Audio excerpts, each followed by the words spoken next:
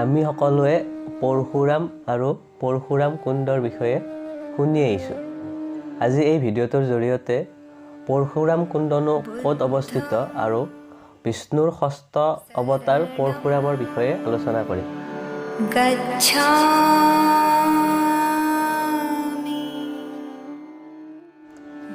পৰশুৰাম কুণ্ড তীৰ্থস্থানখন উজনি অসমৰ শদিয়াৰ সীমান্তৱৰ্তী এলেকা অৰুণাচল প্ৰদেশৰ লোহিত জিলাত অৱস্থিত।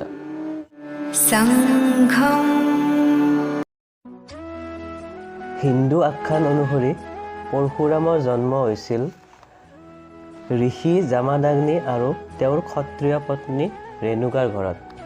মূলতে তেখেতৰ দেউতাক যমদাগ্নি আছিল এজন ব্ৰাহ্মণ আৰু মাতৃ ৰেণুকা আছিল এজন ক্ষত্ৰিয় তিৰোতা।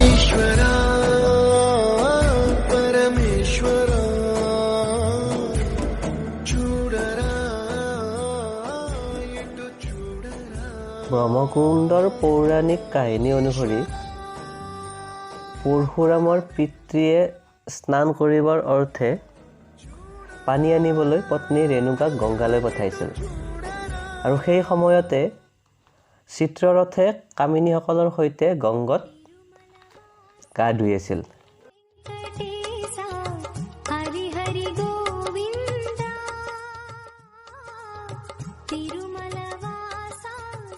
সেইকাৰণে ৰেণুকাৰ পানী অনাত কিছু পলম হ'ল আৰু এই কথা জানিব পাৰি ঋষিয়ে ক্ৰোধান্বিত হৈ ৰেণুকাক হত্যা কৰিবলৈ তেওঁৰ আটাইজন পুত্ৰকে অনুৰোধ জনাইছিল, কিন্তু 4 পুত্ৰই তেখেতৰ কথাত অমান্তি লৈছিল আৰু সেই সময়তে পৰশুৰাম আহি উপস্থিত হোৱাত পৰশুৰামকো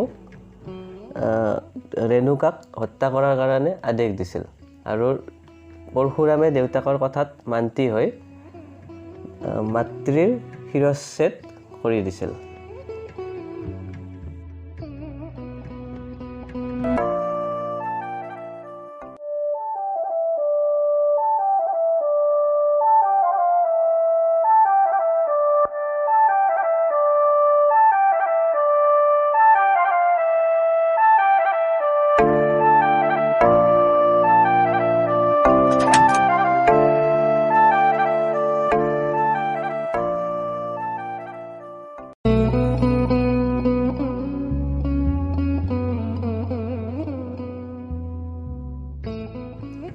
কিন্তু মাতৃ হত্যাৰ পাপত লিপ্ত হোৱাৰ কাৰণে তেওঁৰ হাতত কুঠাৰ হাততে লাগি ধৰিছিল।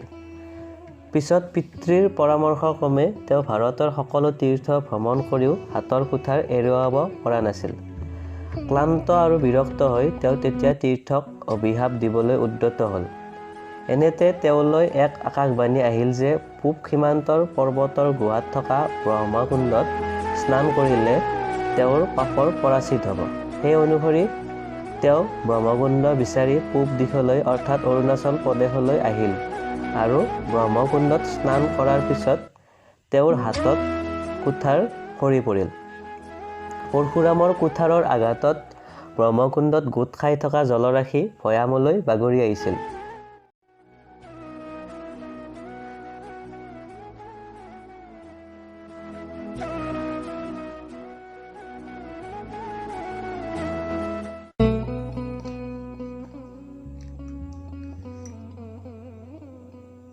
অসমত যে আমাৰ ব্ৰহ্মপুত্ৰ নদীখন আছে, এই ব্ৰহ্মকুণ্ডৰ পৰা বাগৰি অহা জলৰাশিয়েই হ'ল এই ব্ৰহ্মপুত্ৰ নদীখন আৰু ইয়াৰ পিছত এই ব্ৰহ্মকুণ্ডক পৰশুৰাম কুণ্ড বুলিও কোৱা হয়।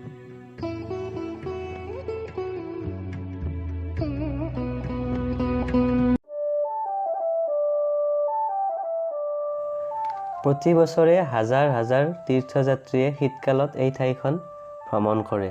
বিশেষকৈ মকৰ সংক্ৰান্তি দিৱসত পবিত্ৰ কুণ্ডত ডুব মাৰিলে পাপ খণ্ডন হয় বুলি বিশ্বাস কৰা হয়।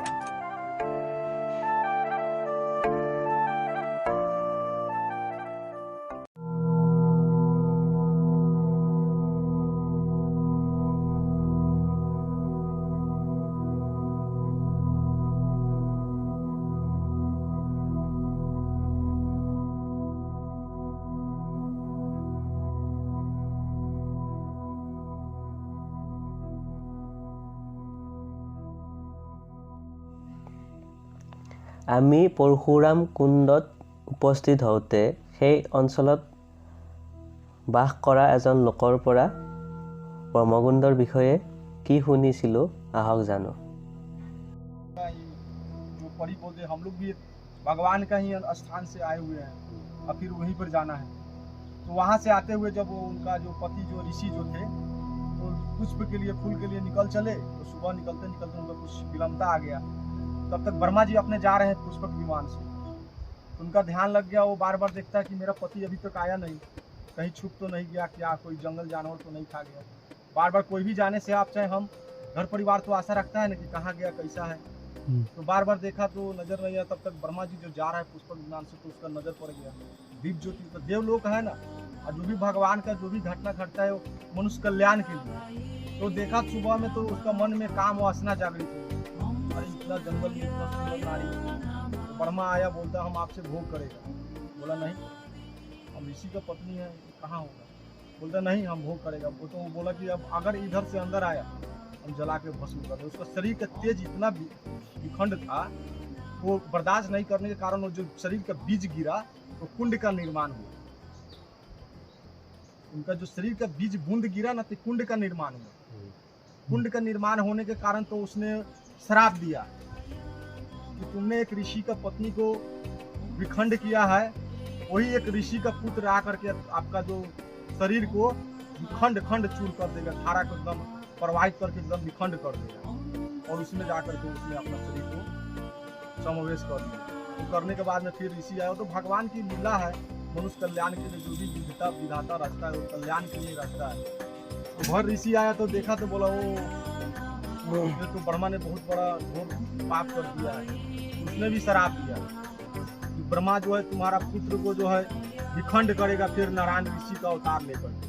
तो इस श्राप बन करके फिर तो राम भगवान वही ऋषि का पुत्र है, जगदम्बी ऋषि थे, ऋषि का पुत्र अवतार लेकर वही धारा को जाके देखिएगा ना, वहाँ पूरा पहाड़ को काट के विखंडित कर और धारा को एकदम दुर्बल कर दिया। ये जल निकलता है यहाँ से, इसको कंपुट बोलते हैं। जल से देखिए कितना जीव जंतु को, खेती बाड़ी किसान को कितना कल्याण हो रहा है। अभी तो पानी बहुत कम हो गया, पहले पानी बहुत ज़्यादा था। तो 2 जगह 3 जगह चाइना वाला इसको बांध दिया है।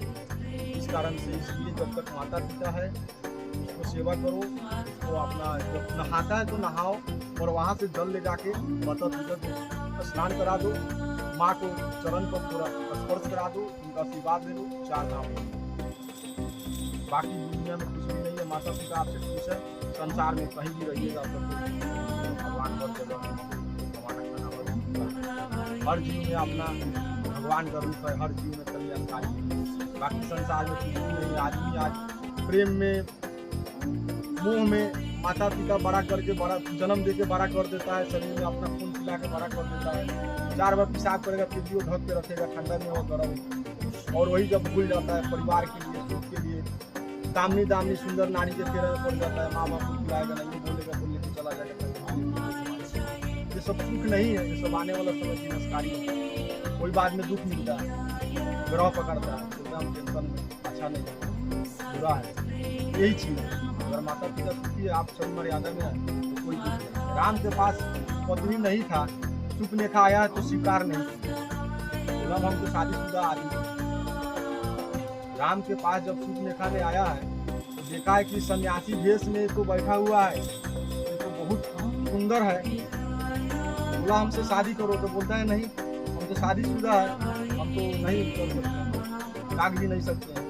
बोला नहीं आपको करना ही पड़ेगा। बार बार जब उसको विखंड किया, नहीं माना, तो बोला है कि जाओ हम तो शादीशुदा है, लक्ष्मण के पास कोई पत्नी नहीं है, तो घर पे जाओ उससे बात करो, कहीं और रख लो, तो भी नहीं माना। लास्ट में जब बोला कि बीच में यही काल है, यही नारी ही काल है, सीता को चबा जाएगा, खा जाएगा, संतान मिल जाएगा तो जाकर वो जाकर के सीता जी के पास गया तो लक्ष्मण ने भूसा उठा कर पहले ना को। আপোনালোকে যদি এই ভিডিঅ'টো ভাল পাইছে এই চেনেলটো ছাবস্ক্ৰাইব কৰি দিব আৰু লগতে কিবা পৰামৰ্শ থাকিলে কমেণ্টৰ জৰিয়তে জনাব।